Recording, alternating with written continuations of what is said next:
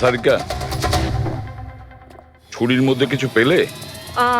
শুধু মিস্টার জ্ঞানের আঙুলে ছাপ পাওয়া গেছে, আর কারোরই নয়। তাহলে হতে পারে খুনি গ্লাভস পরেছিল স্যার খুন করার সময়। তার মানে খুনি জানলা দিয়ে ঘরের ভেতরে আসে, ও সন্দীপকে মারে, আর সেই ছুরিটা জ্ঞানের হাতে ধরিয়ে দেয়, আর তারপর লোকেরা এই রুমে আসার আগেই ও জানলা দিয়ে পালিয়ে যায়। স্যার, এটাও তো হতে পারে যে খুনি কোনো বাড়ির লোক।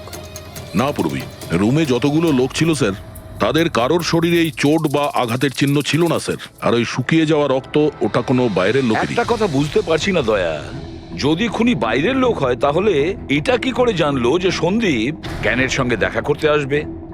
10 মিনিট আগে সন্দীপ পৌঁছে যায়, আর তারপর ওর খুন হয়ে যায়। স্যার এমন মনে হচ্ছে যে হতে পারে এই খুনি সন্দীপ বাবুকে ফলো করছিল, আর যখন সন্দীপ বাবু তার পুরো দিনের শিডিউল বানাচ্ছিল, হতে পারে কোনোভাবেও জেনে গেছিল যে বিকেল বেলায় সন্দীপ বাবু জ্ঞান বাবুর সঙ্গে দেখা করতে যাচ্ছেন। সে ঠিক আছে, কিন্তু এরা দুজনেই সন্দীপ আর জ্ঞানবাবু কথা বলবে সেটা কি করে জানলো? স্যার এটাও হতে পারে যে খুনি জানতো না, আর যেহেতু ও ওকে ফলো করছিল, যেই সুযোগ পেয়েছে রুমে ঢুকে ওকে মেরে দিয়েছে। দয়া, নিশ্চয়ই ওর সঙ্গে কোনো শত্রুতা ছিল এই সন্দীপের ওপর, সেই জন্যই তো খুনি পিছু না ছাড়েনি।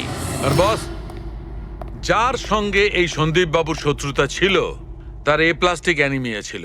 ও আচ্ছা, এই জিনিসটা আসলে কি স্যার? পঙ্কজ, এটা একটা খুব রেয়ার ডিজিজ। এই অসুখটা খুব কম লোকের হয়। এতে মানুষের বোন ম্যারো আর বোন ম্যারো স্টেম সেলস ধীরে ধীরে নষ্ট হতে থাকে। রক্তের লোহিত রক্তকণিকা, শ্বেত রক্তকণিকা আর প্লেটলেটস সব ধীরে ধীরে নষ্ট হতে থাকে। যদি এই রোগটা রেয়ার হয় তাহলে খোঁজ নেওয়া খুব একটা কঠিন হবে না যে শহরে কতজন লোক আছে যাদের এই ধরনের রোগ আছে। এ প্লাস্টিক অ্যানিমিয়া।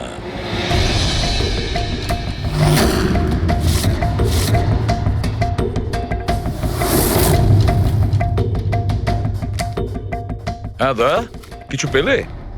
হ্যাঁ স্যার, এই শহরে সব মিলিয়ে 45 জন লোক আছে যারা এই রেয়ার অসুখে ভুগছে স্যার। তাদের মধ্যে 16 জন তো দেশেই নেই। তার মানে বাকি রইল 29। তাদের মধ্যে 14 জন এমন লোক আছে যারা বয়স্ক, মানে উঁচু ব্যালকনি থেকে লাফাতে পারবে না। বাকি রইল 15। তাদের মধ্যে 7 জন বাচ্চা আছে যাদের বয়স 12 বছরের কম। তাহলে বাঁচলো 8 জন। হ্যাঁ স্যার, আর 8 জনের মধ্যে তো 4 জন এমন আছে স্যার যারা অনেক বেশি মোটা স্যার। এই দেখুন, ও, এরা না ওই ব্যালকনিতে উঠতে পারে না লাফাতে পারে। অসম্ভব স্যার। তার মানে দয়া, আমাদের কাছে সাসপেক্ট 4 জন। 4 জন সাসপেক্ট। হ্যাঁ স্যার। নাম কি তাদের? স্যার লীলা, রমেশ, সুনীল আর হেমন্ত। নীলা, রমেশ, সুনীল আর হেমন্ত। রবি, স্যার, একটু দেখো তো আমাদের ক্রিমিনাল ডেটাবেসে কোনো পুরনো পাপি কিনা।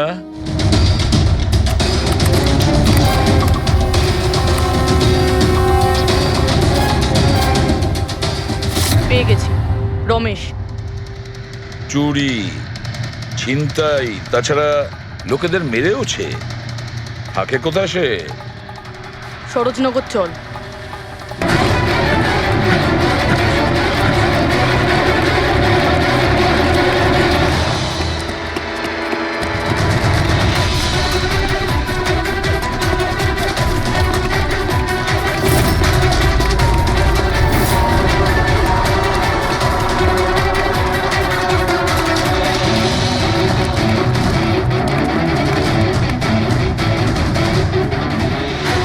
পালিয়ে গেছে মনে হয় স্যার। যাবেটা কোথায়?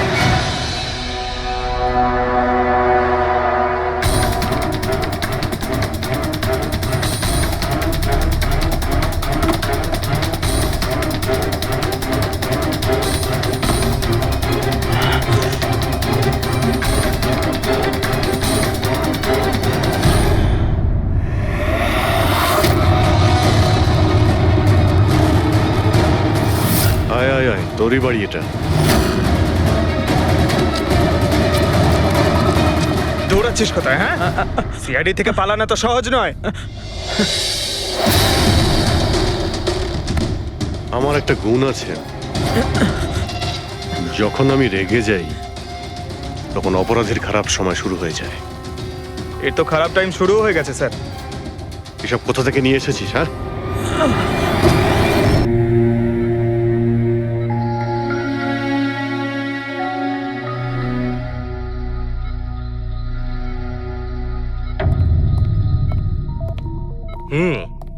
বাবা, তোমার এই স্টুডেন্টরা তাদের ভালোবাসায় তোমাকে বিগড়ে দিচ্ছে খালি, তাই না?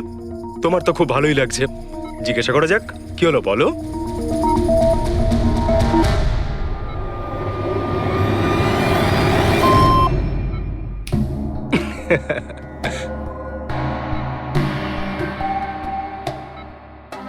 আরে এগুলো তো ময়লা কাপড়, তাই না? দিন, এটা আমাকে দিন। ভাই, আমি আসছি।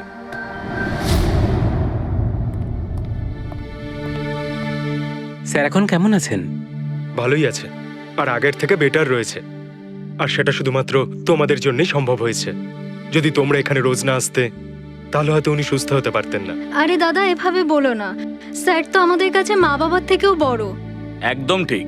আর আমরা জীবনে যা কিছু শিখেছি সবকিছু স্যারের জন্যই হয়েছে। হ্যাঁ, এইভাবে তোমরা যদি আমাদের পাশে এসে না দাঁড়াতে, হয়তো আমরা দুজন এইভাবে বাবার দেখাশোনা করে উঠতে পারতাম না।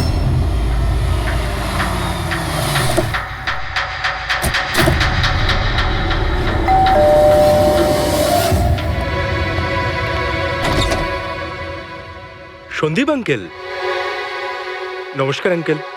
নমস্কার। ভালো আছো? তোমার বাবা কেমন? ভালো আছেন, খুব ভালো আছেন। বাহ, বেশ কথা। দেখো, ওর জন্য এটা এনেছিলাম।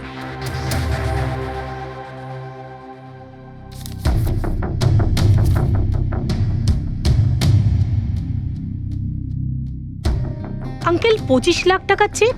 হ্যাঁ মা, আজ জ্ঞানদীপ ইনোভেশনস এর 5 বছর পূর্তি। সেটার উপহার ভাবতে পারো।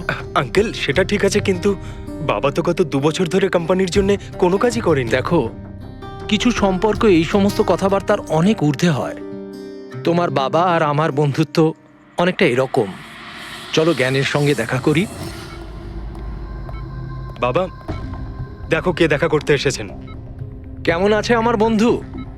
আরে, আগে থেকে তো অনেক ফিট মনে হচ্ছে। যদি তোকে এত হ্যান্ডসাম লাগে, নার্স তোকে ভালোবেসে ফেলবে। শোনো প্লিজ। আমি তোমার বাবার সঙ্গে কিছু কথা বলতে চাই, if you don't mind.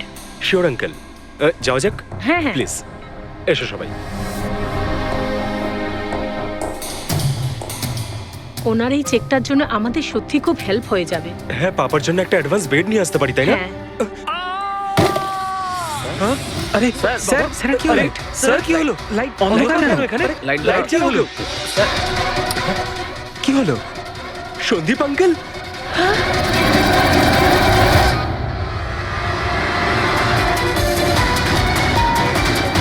I think he is dead.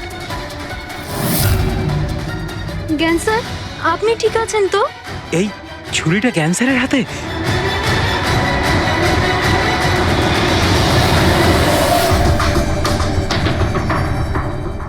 আচ্ছা, তুমি এটা বলছো যে তোমার বাবা জ্ঞানবাবুর হাতে ছুরি ছিল, কিন্তু উনি সন্দীপবাবুর খুন করেননি। স্যার, উনি কিভাবে খুন করতে পারেন?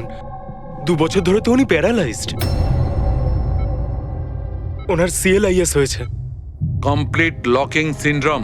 হ্যাঁ স্যার, এই পরিস্থিতিতে শরীরের কোনো অংশই কাজ করে না, এমনকি চোখের পাতা পর্যন্ত পড়ে না। ওনার প্যারালাইসিস হলো কি করে? স্যার, 2 বছর আগে বাবার একটা অ্যাক্সিডেন্ট হয়েছিল। অদ্ভুত ব্যাপার। 2 বছর আগে ওনার অ্যাক্সিডেন্ট হয়েছিল, তখন থেকে উনি বিছানায়। তাহলে ওনার হাতে ছুরি এলো কি করে? স্যার এটা অসম্ভব। খুন জ্ঞান স্যার নয়, অন্য কেউ করেছেন। আরে কিন্তু ছুরি তো ওনার হাতেই ছিল। হয়তো খুনি এই কাজটা করেছে। তার মানে হলো এই রুমে জ্ঞানবাবু আর সন্দীপবাবু ছাড়া আরো কেউ ছিল? না স্যার, আমরা সবাই তো নিচেই ছিলাম। হ্যাঁ স্যার, আর ঘরে তো আর কেউ ছিল না স্যার। তার মানে তুমি এটা বলতে চাইছো যে এই খুন জ্ঞানবাবু করেছেন? না স্যার, আমি সেটা বলতে চাইনি। তুমি কি বলতে চাইছো? সন্দীপ তাহলে নিজেকেই ছুরি মেরেছে, আর মারা যাওয়ার আগে ছুরিটা ওনার হাতে ধরিয়ে দিয়ে যায়? হ্যাঁ, আবার এমন নয় তো যে জ্ঞানবাবুর কোনো শরীর খারাপই নয়, শুধু অ্যাক্টিং করছেন। স্যার, আপনি এসব কি বলছেন? যেটা আপনি শুনলেন, যদি আপনার কোনো আপত্তি না থাকে, আমরা আপনার বাবাকে আরেকবার চেক করতে চাই। করুন আপনি। আমরা কি মিথ্যা বলছি নাকি? দেখে নিচ্ছি।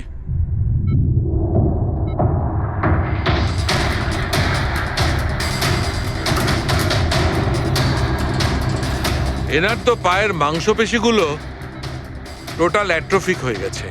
তার মানে মানে এক কথায় বলতে পারো যে পায়ের মাংসপেশিগুলো একদম ওই শিথিল হয়ে গেছে।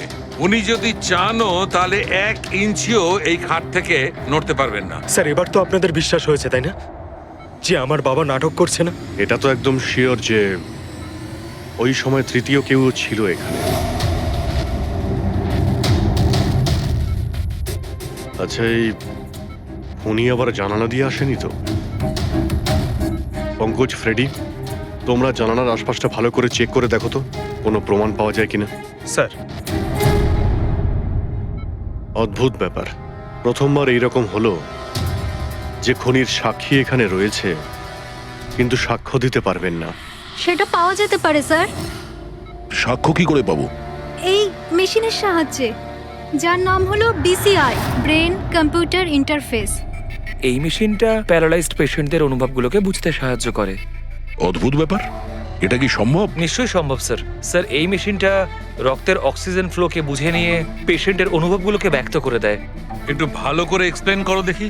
স্যার আমি বলছি, এই মেশিনটা মাথার ভিতরে রক্ত প্রবাহকে ডিটেক্ট করে, তারপর এটা ক্যালকুলেশন করে যে আলাদা আলাদা পরিস্থিতিতে আলাদা আলাদা প্রশ্ন করলে তার উত্তরে মস্তিষ্কের ভিতরে রক্ত প্রবাহ কেমন হচ্ছে। ও, আর এই রক্তের মাত্রা এইটা বলতে পারবে যে ওই সময় এই মানুষটা কি ভাবছিল, এর মনের মধ্যে কি চলছিল। Exactly. Good, very good. Freddie sir, এখান থেকে ওপরে যাওয়ার কোনো রাস্তা নেই। সে আমি জানি। এই পাইপটা দেখ, খুনি এই পাইপটা বেয়েই উপরে উঠেছিল, খুন করে এই পাইপটা ধরেই বেয়ে নিচে নেমে গেছিল। আর ওই ভাঙা টপটা দেখতে পাচ্ছিস, ওইটার উপরই পড়ে দৌড়ে পালিয়েছিল। চলুন স্যার নিচে গিয়ে দেখি। চল। আমার বাবা অ্যাক্সিডেন্টের আগে এই টেকনিকটাকে আরো এগিয়ে নিয়ে যেতে চেয়েছিলেন। বাবা সবসময় এটা বিশ্বাস করতেন যে বিজ্ঞানের কাছে সব প্রশ্নের উত্তর রয়েছে, প্রয়োজন শুধু চোখ খুলে সমাধানটা খুঁজে বের করা। আপনার বাবা একদম ঠিক কথা বলতেন। হ্যাঁ স্যার, জ্ঞান স্যার চেয়েছিলেন যে বিজ্ঞানের জন্য তারা চোখে দেখতে পাক যারা দৃষ্টিহীন, যারা শুনতে পায় না তারা যেন শুনতে পায়। মানুষের উপকার করতে চেয়েছিলেন জ্ঞান স্যার। আর নিয়তির খেলা দেখুন, আজ ওনারই আবিষ্কার ওনাকে সাহায্য করছে, যেটা একদিন ওনার অনেক বড় স্বপ্ন ছিল। ঠিকই বলছেন স্যার, টপটা তো ভাঙা। আর এই দেখ, পায়ের এই ছাপগুলো দেখ, খুনি এই পথেই পালিয়েছিল। স্যার এখানে দেখুন, রক্ত স্যার। তার মানে পঙ্কজ, ঘরের ভেতর আরো কেউ ছিল যে সন্দীপ বাবুকে খুন করেছে। রক্তের এই স্যাম্পলটা নিয়ে ফরেন্সিক ল্যাবে যাওয়া যাক। আচ্ছা, এই জ্ঞানবাবু BCI এর সাহায্যে কি কথা বলতেন? যেরকম ওনার যখন খিদে পেত উনি সেটা বলতেন, যদি ওনার বেড প্যানের প্রয়োজন হতো সেটাও বলতেন, এমনকি বাবা ওটা দিয়ে দাবাও খেলতেন স্যার। কি দাবা খেলতেন? গ্রেট। হ্যাঁ স্যার, যেমন যেমন প্যাটার্ন এনার মনের মধ্যে তৈরি হতো সেই অনুযায়ী অক্ষরের পেছনে লাইটগুলো জ্বলে উঠতো, আর আমরা অক্ষরগুলোকে মিলিয়ে বুঝে যেতাম যে ইনি কি বলতে চাইছেন। তাহলে তো উনি বলতে পারবেন যে খুনি কে। হ্যাঁ স্যার নিশ্চয়ই। স্যার বাবাকে একবার জিজ্ঞেস করা উচিত। অবশ্যই করব, আগে তো আমরা ভালো করে তদন্ত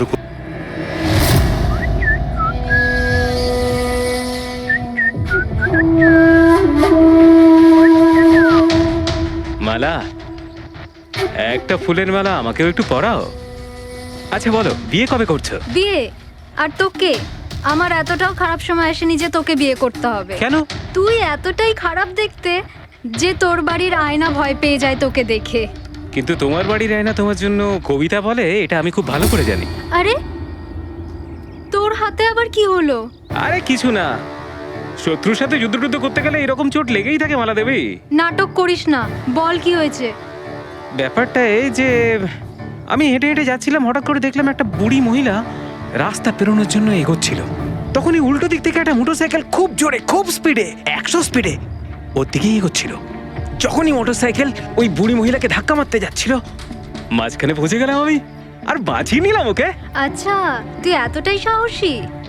আমি কি কি ভালো পারি সে ব্যাপারে তো তুমি এখনো জানোই না। আচ্ছা বল, আর কি কি গুণ আছে তোর মধ্যে? আমার ভালো গুণগুলো হলো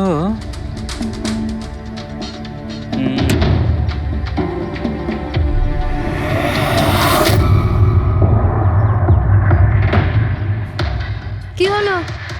তোর মুখটা ভয়ে এভাবে ফ্যাকাশে হয়ে গেল? মালা মালা আমাকে একটু একটু একটু লুকোতে দে। আরে মালা কি লুকোতে দে। করছিস? লুকোচ্ছিস কেন?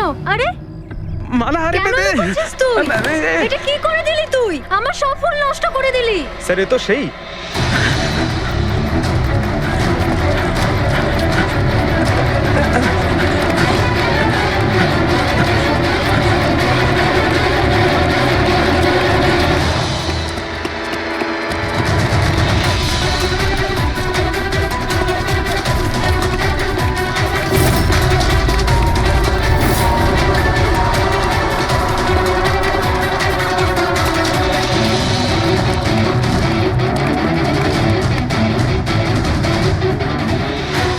পালিয়ে গেছে মনে হয় স্যার। যাবেটা কোথায়?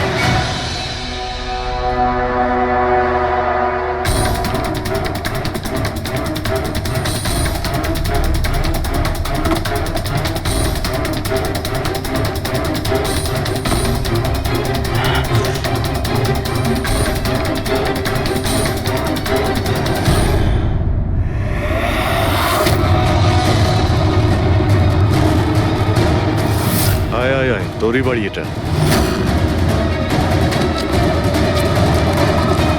দৌড়াচ্ছিস কোথায়? হ্যাঁ, সিআইডি থেকে পালানো তো সহজ নয়। আমার একটা গুণ আছে, যখন আমি রেগে যাই তখন অপরাধীর খারাপ সময় শুরু হয়ে যায়। এর তো খারাপ টাইম শুরু হয়ে গেছে স্যার। এসব কোথা থেকে নিয়ে এসেছিস? হ্যাঁ, আনিনি স্যার, নিজে বানিয়েছি। এই মেশিনটা তুই বানিয়েছিস? দেখে তো মনে হচ্ছে চাও ঠিক করে বানাতে পারিস না, মেশিন বানিয়েছিস। কোথা থেকে চুরি করেছিস? না স্যার, আমি চুরি করিনি। শুধু চুরি করিসনি, খুনও করেছিস তুই। খুন? কার sir? D117 MG road, Sundarnagar. এখানে গেছিলি তো তুই? তোর হাতে আঘাত লেগেছে না? তোর এই রক্ত আমরা ওখানে পেয়েছি। আমার ছিল না স্যার। তোরই ছিল। তুই যে হসপিটালে ট্রিটমেন্ট করিয়েছিলি সেখানেই ম্যাচ করে গেছে। মাঝার কোনো রাস্তা নেই? না, সোজা ফাঁসি। চুরির জন্য ফাঁসি দিয়ে দেবে? চুরি নয়, খুন। সন্দীপের খুন। না স্যার, আমি কোনো খুনই করিনি। আমি তো শুধু ওখানে চুরি করতে গেছিলাম। তুই একে খুন করিসনি? হে ভগবান, কি বিপদে পড়লাম। মায়ের দিব্যে বলছি স্যার, আমি কোনো খুন করিনি। আমি তো খবর পেয়েছিলাম যে ওখানে একটা লোক থাকে যার প্যারালাইসিস হয়ে গেছে। চুরি কোথায় করতে হবে সেটা ভালো করে জেনে নিয়ে আমি ওখানে শুধু চুরি করতে গেছিলাম। আমি ওখানে শুধু এই কারণেই গেছিলাম। আমি তোকে চিনিও না, কেন মারবো? কারণ সন্দীপ তোকে চুরি করার সময় দেখে ফেলে, তাই একটা অপরাধ লুকোতে গিয়ে আরেকটা করে ফেলেছিস। হ্যাঁ, এই কথাটা সত্যি স্যার, যে আমি ওখানে গেছিলাম আর সন্দীপ আমাকে দেখে চিৎকারও করেছিল। ওর চিৎকার শুনে আমি ভয় পেয়ে গিয়ে পালিয়ে এসেছিলাম। তাহলে তোর লাগলো কি করে? এটা যখন সন্দীপ চিৎকার করলো তখনই লাইট চলে গেছিল আর অন্ধকারে আমি নিচে লাফালাম। ওই লাফাতে গিয়ে চোট লেগে গেছে। ওই রুমের মধ্যে তুই ছাড়া সেই সময় আর কেউ ছিল না। তুই খুন না করলে কে খুন করবে? না স্যার, আমি ছাড়া অন্য কেউ ছিল ওখানে। কে?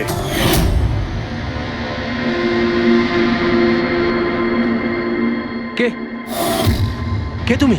হ্যাঁ, অন্ধকারে মুখটা তো ঠিক দেখতে পাইনি, তবে ওর ঘড়িটা চকচক করছিল। ঘড়ি? সন্দীপ তো কোনো ঘড়ি পড়েছিল না। স্যারও মিথ্যে বলছে। কোনো মানুষ ছিল না, কোনো ঘড়ি ছিল না। কেউ ছিল কি ছিল না তার উত্তর তো ওই দিতে পারবে। জ্ঞান, উনি আজ কেমন আছেন? স্যার আগের থেকে বেটার, কিন্তু আজকে কিছু জিজ্ঞাসা করতে চান ওনাকে? শুরু করি। শিওর স্যার, কিন্তু আপনারা যা জিজ্ঞেস করতে চান একটু স্লোলি জিজ্ঞাসা করবেন স্যার, যাতে উনি আপনাদের এক একটা শব্দ বুঝতে পারেন স্যার। হ্যাঁ, জ্ঞানবাবু, এ রমেশ, এ একজন চোর। যে রাতে সন্দীপ বাবুর খুন হয়েছিল ও এখানে চুরি করতে এসেছিল। ও বলছে যে সেই রাতে এখানে অন্য কাউকে দেখেছিল।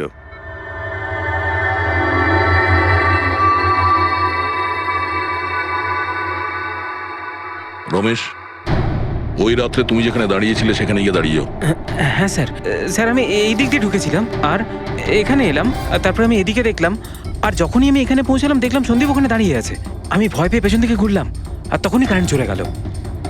এখানে দাঁড়িয়েছিলে মানে উনি নিশ্চয়ই তোমাকে দেখেছেন। আচ্ছা, ও কি এখানে ছিল?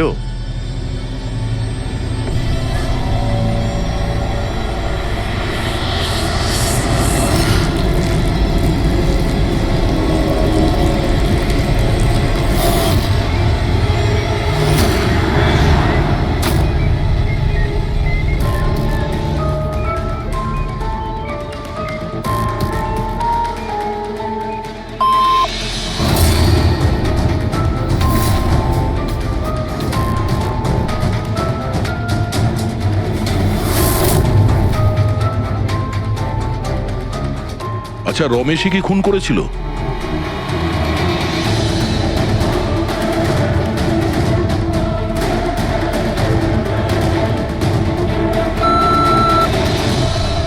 নো নো স্যার, নো মানে না স্যার, আমি বলেছিলাম না আমি মারিনি স্যার। হ্যাঁ ঠিক আছে, তুমি এদিকে দাঁড়াও। আচ্ছা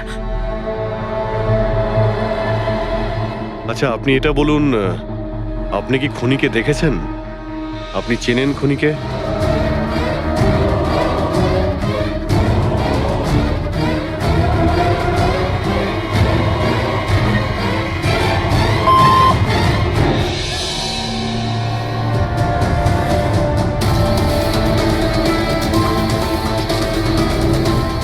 আচ্ছা, খুনি এই মুহূর্তে এই রুমে আছে?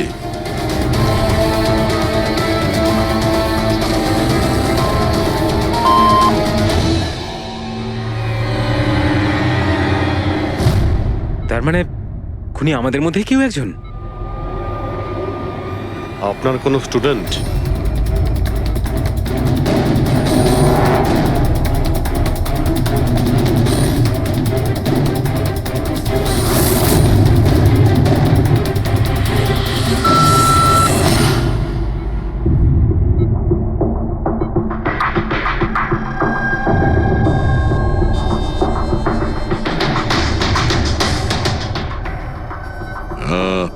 নার্স কিংবা ওয়ার্ড বয়? এসবের মধ্যে আপনারা আমাকে কেন টানছেন? আপনি যদি কিছু করেই না থাকেন, আপনি ভয় পাচ্ছেন কেন?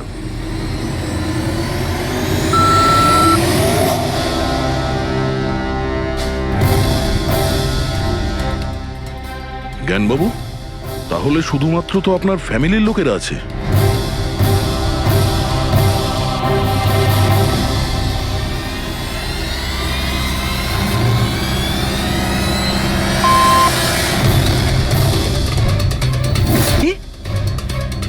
বাবা, তুমি এসব কি বলছো? হ্যালো, রিল্যাক্স, ওখানে দাঁড়িয়ে থাকো। যাও, ওখানে দাঁড়িয়ে থাকো। আচ্ছা, এটা বলুন, আপনার ছেলেই কি খুনি?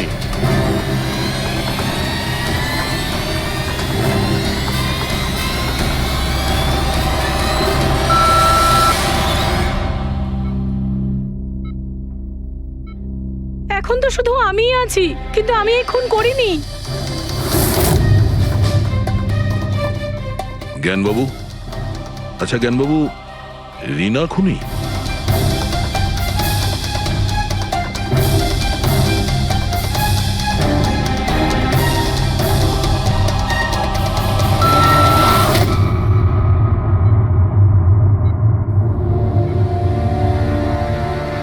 আপনি আমাদের বললেন যে আপনার পরিবারেরই কেউ খুনি, তাহলে সে কে?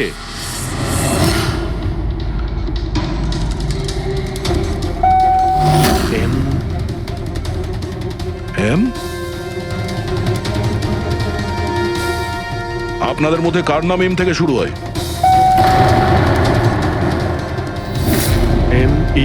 মি, মানে উনি?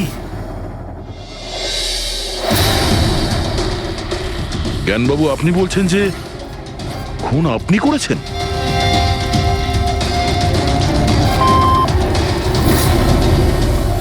বুঝতে পারছি না ইনি কেন আমাদের সঙ্গে এরকম খেলা খেলছেন। কালকের কাগজে হয়তো আসবে যে সিআইডি নাকি খুনের অপরাধে এমন লোককে অ্যারেস্ট করেছে যে নাকি প্যারালাইসিস হয়ে পড়ে আছে 2 বছর ধরে। খুনি নিশ্চয়ই জ্ঞানবাবুর আশেপাশের কেউ। উনি ওকে বাঁচানোর চেষ্টা করছেন, জানি না কেন। সমস্ত অভিযোগ উনি নিজের মাথায় নিচ্ছেন। বা যদি সে আপন কেউ হয় তাহলে সেই ছুরি ওনার হাতে কেন দিতে যাবে? অন্য কারোর হাতে দিত। যাকে সহজেই বিশ্বাস করা যেত। আর কারোর ওপর যদি দোষ চাপানোরই হয় তাহলে জ্ঞানবাবু ওকে বাঁচাচ্ছেন কেন, যখন এই সন্দীপ বাবু ওনার খুব ভালো বন্ধু, ভাইয়ের থেকে এটাই তো সব থেকে বড় বন্ধু, ভাইয়ের থেকেও বড় বন্ধু। কিছু তো একটা গোলমাল আছে। এ কি সত্যিই বন্ধু নাকি শত্রু? জ্ঞানবাবুর ছেলে বলছিল সন্দীপবাবু ওনাকে 2 বছর ধরে টাকা পাঠাচ্ছিল, ওনার অসুখের সময় ওনার পাশে ছিল। তার উপরে স্যার ঘটনার দিন সন্দীপ 25 লাখের চেক নিয়ে এসেছিল। ওনার ফ্যামিলি মেম্বার তো এটাই ভাববে যেটা দেখানো হয়েছে। আর সব সময় পর্দার পিছনের খেলাটা অন্য কিছু হয়ে থাকে, অন্য রকম হয়ে থাকে। কিন্তু স্যার পর্দার আড়ালের সত্যিটা তো শুধুমাত্র জ্ঞানবাবুই জানেন, আর উনি তো সত্যি কথা বলছেনই না। জ্ঞানবাবু সত্যি কথা বলছেন না তো কি হয়েছে বস? ওর মস্তিষ্ক তো সত্যি কথা বলবে। আমার জ্ঞানবাবুর মস্তিষ্ক চাই। জ্ঞানবাবুর মস্তিষ্কটা এনে দাও, তারপর দেখবে তুড়ি মেরে খুনির কাছে পৌঁছে যাবো। ডক্টর সালুকে, এটা কি ধরনের ডিমান্ড করলেন আপনি? কারণ মস্তিষ্ক কি করে নিয়ে আসা সম্ভব? কেন হবে না ফেডরিক? এই কেসে ওনার মস্তিষ্ক তো ওকে এনে দিতেই পারি আমরা। কেননা গত 2 বছরে ওনার মস্তিষ্কে যা কিছু ঘটেছে সব বিসিআই মেশিনে রেকর্ড হয়েছে। এক্স্যাক্টলি বস। আর এই মেশিনে আমাদের বলবে যে জ্ঞানবাবুর সঙ্গে ওর কি আর কেমন সম্পর্ক ছিল। হ্যাঁ ফেডরিক, সব ডেটাগুলো নিয়ে এসো বিসিআই মেশিনের। আর দয়া স্যার, রমেশকে ওনাদের বাড়িতে নিয়ে যাও, আর ওখানে যে কয়জন লোক ছিল সবার ঘড়ি চেক করাও। স্যার এখনো আমাদেরকেই সন্দেহ করছেন? হ্যাঁ, আর ততক্ষণ সন্দেহ করব যতক্ষণ আসল খুনিকে পাওয়া যায়। কিন্তু জ্ঞান স্যার তো বলেই দিয়েছেন আমরা সবাই নির্দোষ, তাও আপনারা। হতে পারে উনি মিথ্যে কথা বলছেন তোমাদের মধ্যে কাউকে বাঁচানোর জন্য। তাহলে আপনারা আসল খুনিকে কিভাবে খুঁজবেন? সিআইডি এই দায়িত্ব আমাকে দিয়েছে, কেননা সেই রাতে আমি খুনির ঘড়িটা দেখতে পেয়েছিলাম। কিন্তু সেদিন তো ঘরে অন্ধকার ছিল, তুই ঘড়ি কি করে দেখলি? ম্যাডাম, এই পৃথিবীর বেস্ট চোর আমি। যে জিনিসের দিকে নজর দিই মাথায় পুরো কুষ্টি চেপে যায়। তাহলে দুনিয়ার বেস্ট চোর বাবু কাজে লেগে যান।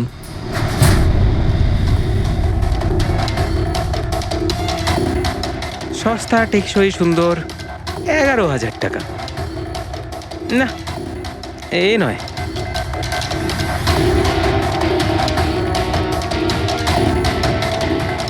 না স্যার, আপনি একটু হাতটা দেখাবেন? এও নয়, এটা তো একেবারে বেকার। ও হ্যালো, বেকার এটা, 2 লাখ টাকা দাম। আরে ম্যাডাম, 2 লাখের ঘড়ির কপি, এটা ডুপ্লিকেট মাল। চোর বাজারে এর গুদাম আছে, 1500 টাকাতে আনিয়ে দেবো। হাতটা দেখি। হাত কেন কাঁপছে আপনার সকাল সকাল? না স্যার, এও নয়। স্যার অ্যাকচুয়ালি আমার নিউরোলজিক্যাল প্রবলেম রয়েছে। ছোটবেলা থেকেই আমার হাত কাঁপে, আমি কোনো কিছু ভালোভাবে ধরতে পারি না। পঙ্কজ, একটু ওই পেনটা দাও ওকে।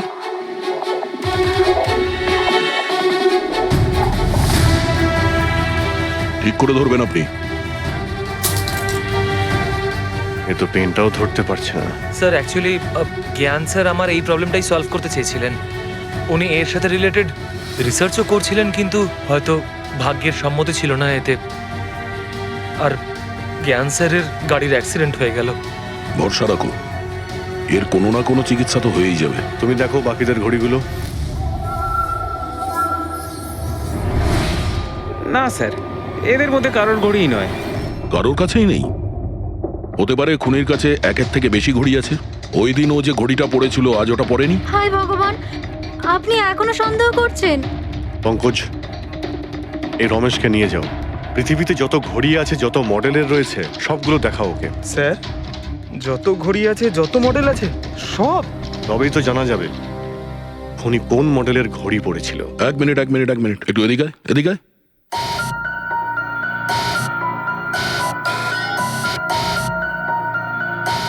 এই নাও, নিজের মানিব্যাগ সাবধানে রাখবেন যখন এই লোকটার সাথে আছে। হ্যাঁ, বলেছিলাম না পৃথিবীর বেস্ট চোর আমি। আর দীপিকার ইয়াররিং আমার ইয়াররিংস? বার কর। স্যার, আপনি এটাও দেখে ফেলেছেন? সিআইডি থেকে কিছু লুকোনো যায় না। হ্যাঁ, যা। আয় বেস্ট চোর, এদিকে আয়। আপনারা এটা বলুন যে এই জ্ঞানবাবু আর সন্দীপের মধ্যে কোনো কি প্রবলেম চলছিল? স্যার খুব ভালো সম্পর্ক ছিল। তাহলে জ্ঞানবাবু সন্দীপবাবুর খুনের অভিযোগ নিজের মাথায় নিলেন কেন? ওনাদের দুজনের ভেতরে কোনো টেনশন হয়েছিল? না স্যার, কোনো টেনশন তো ছিল না, কিন্তু একটা বিষয় নিয়ে তর্ক হচ্ছিল। অ্যাক্সিডেন্টের ঠিক আগে ওনার বিসিআই মেশিনটা একটা পয়েন্টে এসে আটকে গেছিল, আর কোনো রকম সলিউশনও পাওয়া যাচ্ছিল না। এই জন্য জ্ঞান স্যার সবসময় বিরক্ত থাকতেন আর খুব রাগও করতেন। হ্যাঁ স্যার, যখন সন্দীপ আঙ্কেল বাবাকে বলেছিলেন যে আপনি চিন্তা করবেন না, দেখবেন সব ঠিক হয়ে যাবে, তখন বাবা ওনার উপরও রেগে গেছিলেন। হ্যাঁ স্যার, এর জন্য হয়তো উনি জোরে গাড়ি চালাচ্ছিলেন আর অ্যাক্সিডেন্টটা হয়ে গেছে। এক মিনিট, যদি এই অ্যাক্সিডেন্টটা বিসিআই মেশিন তৈরি হওয়ার আগেই হয়েছিল, তাহলে এই বিসিআই মেশিনটা কাজ করছে কি করে? স্যার সন্দীপ আঙ্কেল সেটা কমপ্লিট করেছিলেন। সন্দীপবাবু? কিন্তু উনি তো কোনো সায়েন্টিস্ট ছিলেনই না। হ্যাঁ, কিন্তু জানি না স্যার, সন্দীপ আঙ্কেল ওই মেশিনের সব সমস্যাগুলো ঠিক করে দিয়েছিলেন স্যার। আর বাবার অ্যাক্সিডেন্টের 1 মাস পরেই ওটা কাজ করতে শুরু করে দেয়, আর প্রজেক্টও সাকসেসফুল হয়েছে স্যার। অদ্ভুত ব্যাপার, এটা কি করে হতে পারে? একজন নন সায়েন্টিস্ট এরকম কমপ্লিকেটেড মেশিন কি করে চালু করতে পারে, যেটা ওনার মতো বৈজ্ঞানিকই শুরু করতে পারেননি? বোধহয় আন্দাজে করে ফেলেছিলেন।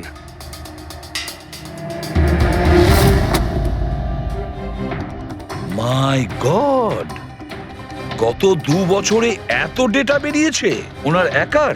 হ্যাঁ বস, আর এই পেপারগুলোর প্রত্যেকটা জায়গা খুঁটিয়ে খুঁটিয়ে ভালো করে দেখতে হবে যে সত্যিটা কি ছিল, যেটা জ্ঞানবাবু আমাদের থেকে লুকোতে চাইছেন। এক একটা শব্দ, এক একটা অক্ষর জুড়ে তার প্যাটার্ন বানিয়ে দেখতে হবে। চলে এসো, সবাই মিলে কাজ করি। সবাই চলে এসো। ফ্রেডি,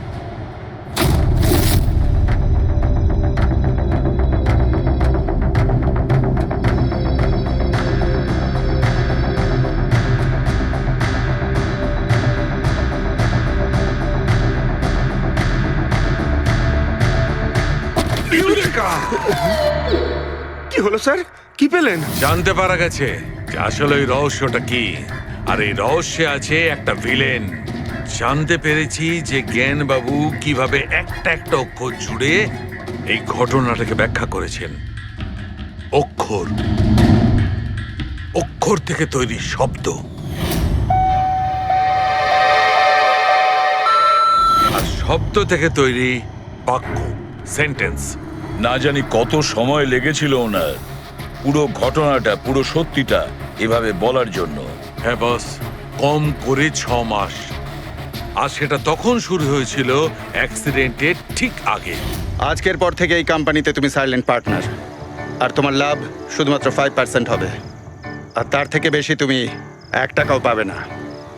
ও ওকে ওকে ওকে ওকে, আমার মনে হচ্ছে তোমার এই প্রজেক্টটা কমপ্লিট হয়ে গেছে আর তুমি সফল হয়ে গেছো। হ্যাঁ হ্যাঁ, আমি সফল হয়ে গেছি, কিন্তু আমি এই মেশিনটা গরিবদের জন্য বানিয়েছি, মানবতার জন্য বানিয়েছি, তোমার মতো লোভী মানুষদের জন্য বানাইনি।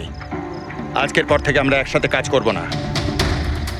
আমি যাচ্ছি, কফির জন্যে বৌদিকে ধন্যবাদ জানিয়ে যাচ্ছি।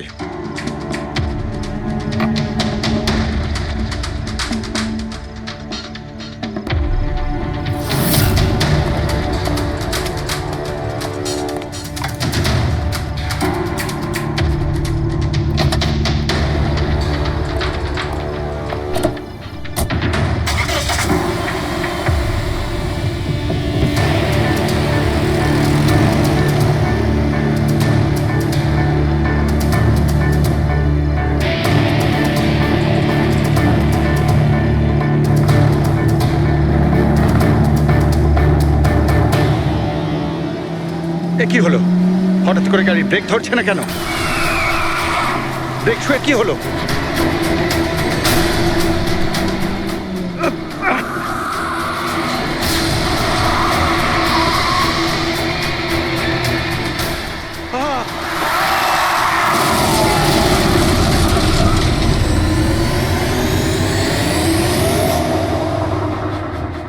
এবার বুঝতে পেরেছো আমাকে ঘাটানোর পরিণাম?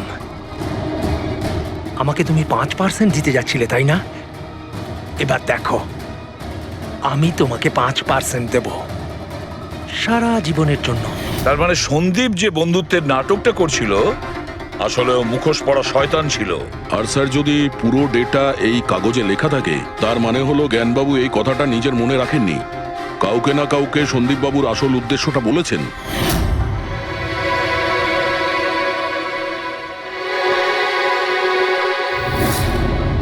আর উনি এ ব্যাপারে যে বা যাকে সত্যিটা বলেছিলেন সেই হলো অপরাধী, সেই হলো সন্দীপের খুনি। কিন্তু স্যার, যদি খুনি জ্ঞানবাবুর হয়ে প্রতিশোধ নিতে চাইতো, তাহলে খুনি ছুরিটা জ্ঞানবাবুর হাতে কেন ধরালো? ওনাকে ফাঁসাতে চাইছিল? না পুরবী, আমার তো মনে হয় না।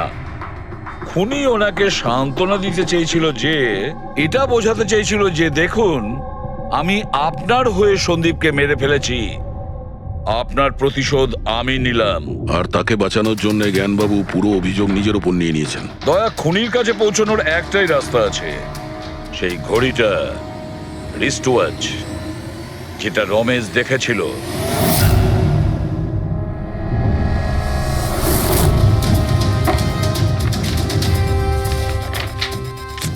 আরে ভাই, তাড়াতাড়ি কর, এত সময় নেই আমাদের কাছে। পঙ্কজ, আরে দেখছি তো কি আমি। হয়েছে? স্যার, কি হলো রমেশ, মজা আসছে কি না? যথেষ্ট স্যার, আমি হাত জোড় করছি, আমি আর ঘড়ি দেখতে পারবো না। 10,000-এর উপর ঘড়ি আমাকে দেখানো হয়েছে, আমার মাথা ঘুরছে স্যার। যতক্ষণ না ঘড়ির মডেল খুঁজে পাচ্ছিস ততক্ষণ বাড়ি যেতে দেবো না তোকে। স্যার, স্যার, কি স্যার, আমাকে করছিস? ক্ষমা করে দিন স্যার, আমি বলছি বাপের জন্য আর চুরি করবো না, আমাকে বাড়ি যেতে দিন স্যার। ওট ওট ওট ওট ওঠ। জানা তো দরকার, ওই রাতে তুই ওখানে কোন ঘড়িটা দেখেছিলি? হ্যাঁ, এখন আর কটা ঘড়ি দেখবো স্যার? এতগুলো ব্র্যান্ডের এতগুলো মডেল দেখলাম স্যার, ওগুলোর মধ্যে কোনোটাই নয় ওটা। তো কোনো মডার্ন ঘড়ি ছিল নাকি? হ্যাঁ ম্যাডাম, একদম মডার্ন ঘড়ি ছিল। ঘড়ি তো ছিল, কিন্তু ঠিক ঘড়ির মতো দেখতে ছিল না। কি বললি? মডার্ন ঘড়ি ছিল অথচ ঘড়ি নয়? হ্যাঁ। ঘড়ি দেখেছিস তো? ড্রয়িং করাতে পারবি? ঠিক আছে পুরবী, একে দিয়ে স্কেচ বানাও। স্যার, হ্যাঁ, স্যার এইটা।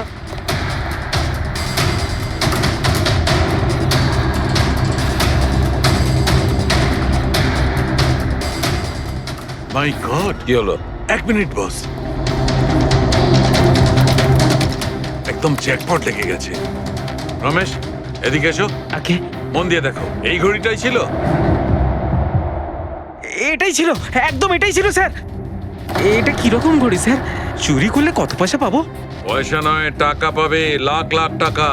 এত দামি ঘড়ি এটা? ঘড়ি নয়, এটা স্যাটলা বলে একে, স্যাটলা। স্যাটলা? এবার খুনি কে সেটাও আমি বলতে পারি। কে এই খুনি? সে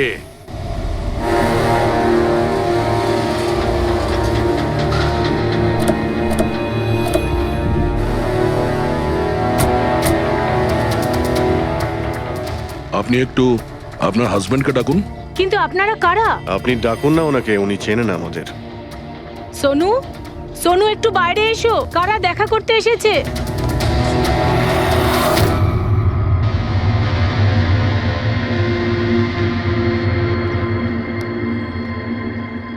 আপনারা এখানে? কি ব্যাপার? এমনি এখান দিয়ে যাচ্ছিলাম, তাই ভাবলাম যে দেখা করে যাই। আমি এরকম কথা আগেও শুনেছি। দেখা করে যাই না, তোমাকে গ্রেপ্তার করে নিয়ে যাই। গ্রেপ্তার? কিন্তু কিসের জন্য? আপনার স্বামী সন্দীপকে খুন করেছে। স্যার, আমি আপনাদেরকে বলেছিলাম তো, এই দেখুন, আমি ঠিক করে জলটাই খেতে পারি না, কারণ মার্ডার কি করে করব? খুন তো করেছো, আর তুমি এই হাত দিয়েই করেছো। কোথায় সেই সেটলা ওয়াচ? হ্যাঁ, ঘড়ি কোথায়? স্যার, আপনারা কোন ঘড়ির কথা বলছেন আমি কিচ্ছু জানি না। এক্ষুনি তুমি জানতে পারবে কোন ঘড়ির কথা বলছি। ফ্রেডি, পঙ্কজ, ঘরের তল্লাশি নাও। পঙ্কজ, উপরে যা, আমি বেডরুমটা দেখছি।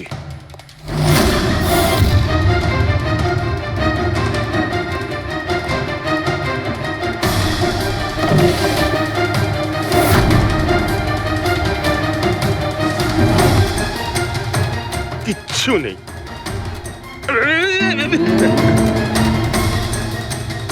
কি ফুটলো? স্যার, স্যার, বালিশটার মধ্যে কিছু একটা আছে। বালিশের ভেতরে?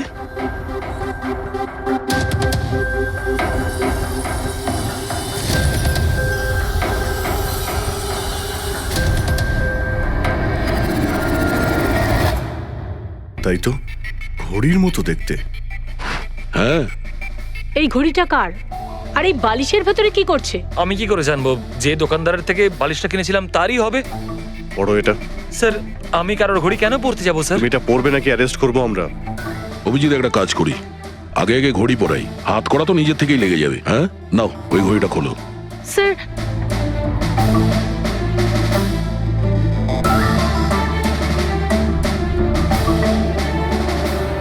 আরে বাহ, দেখো এর হাত কাঁপা বন্ধ হয়ে গেছে। হ্যাঁ, স্যার তো চমৎকার হয়ে গেল, এর হাত কাঁপা থেমে গেল। এটা কোনো চমৎকার নয়, এটা সায়েন্স।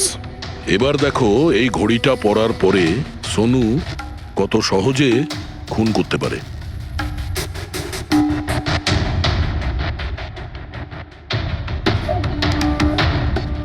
স্যার কিন্তু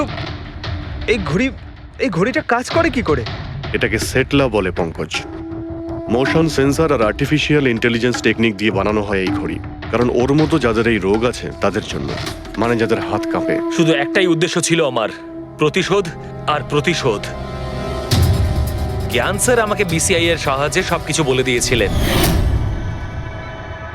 আপনাকে কথা দিচ্ছি স্যার, আপনার শত্রুদের শাস্তি দিলেই আমি একটু শান্তি পাবো। এটা আমার তরফ থেকে ছোট্ট গুরুদক্ষিণা মনে করতে পারেন। সেদিন কোম্পানির অ্যানিভার্সারি ছিল আর আমি জানতাম যে সন্দীপ ওখানে নিশ্চয়ই আসবে।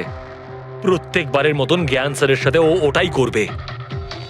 জ্ঞান স্যারের সাথে কথা বলার আগে ও সবাইকে বাইরে বের করে দিত, যাতে ও স্যারকে অপমান করতে পারে। কিন্তু এইবারে ও এটা জানতো না যে মৃত্যু ওর জন্য অপেক্ষা করছে। আজ আমাদের কোম্পানির 5 বছর পূর্তি। যখন বাড়ির প্রত্যেকে রুমের বাইরে এক এক করে চলে গেল, তখন ওদের খেয়াল ছিল না যে আমি ওদের সাথে নেই। দেখো আমি কেমন বন্ধু। A promise is a promise my friend, and you know as I কে তুমি? হ্যাঁ, আর তারপরে আমি কারেন্ট অফ করে দিই আর জ্ঞান স্যারের সামনে আমি ওকে মেরে ফেলি। আর তারপরে আমি ফিঙ্গারপ্রিন্ট মুছে ফেলে জ্ঞান স্যারের হাতে ছুরিটা ধরিয়ে দিই। আর বাকিরা সবকিছু জানার আগেই আমি সবার মধ্যে দাঁড়িয়ে পড়ি। তুমি প্ল্যানটা তো ভালোই করেছিলে, কিন্তু কপালটাই খারাপ। রমেশ ওখানে আসে চুরি করতে, আর ও তোমার এই ঘড়ি দেখে নিয়েছিল। এমনিতেও স্যার কিছুই লুকিয়ে রাখা যায় না। রমেশ না এলেও আজ নয় কাল আমাকে আপনারা ধরেই ফেলতেন। তুমি যখন সবকিছুই বোঝো তাহলে এরকম অপরাধ কেন করলে? জ্ঞান স্যারের ঋণ শোধ করতে। এটা শুধু ঘড়ি নয়, আমার মতো মানুষের কাছে এটা নতুন জীবন, যে জীবনটা জ্ঞান স্যার উপহার দিয়েছিলেন। উনি আমাকে বিশ্বাস করিয়েছিলেন যে বিজ্ঞানের ক্ষেত্রে আমি এগিয়ে যেতে পারি। যেভাবে উনি তোমার সমস্যার সমাধান করেছিলেন, তুমিও সেরকম সমাজের ভালোর জন্য কোনো কাজ করতেই পারতে। কিন্তু তুমি আলোর দিকে যাওয়ার পরিবর্তে অন্ধকারের দিকে চলে গেলে। আর এমন অন্ধকূপে পৌঁছলে যেখানে আসার কোনো আলোই নেই। যদি কিছু থাকে সেটা হলো শুধু ফাঁসির দড়ি।